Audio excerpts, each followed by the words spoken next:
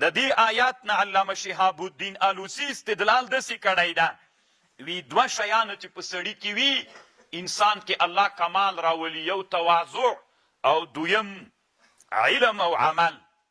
چې علم او عمل وکې او تواضع وکې دا انسان کې کمال راولي، ولو که دا انسان مسلمان هم نه وي. ګورئ نږدې من حیثیت د مودت نه بأن منهم قسیسین والرهبان، نو طالبان ورونو الله دې مونږ کې څوک پیدا کی تواضع پیدا کی.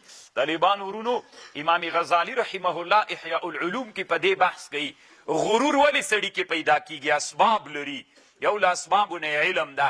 سړي کې چې الله علم پیدا کی په سړي کې کبر پیدا کیږي. سړی چې وسله واچي مجاهد سي، دا وسله سړي کې غرور پیدا کوي.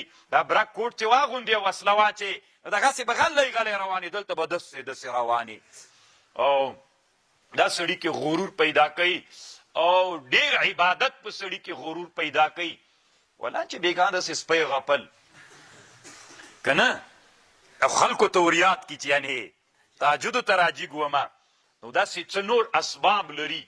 نو بیا امام غزالی وایي دا اسباب دي ته به بیرته مقابله کوې چې ګراف در نه جګ نسي.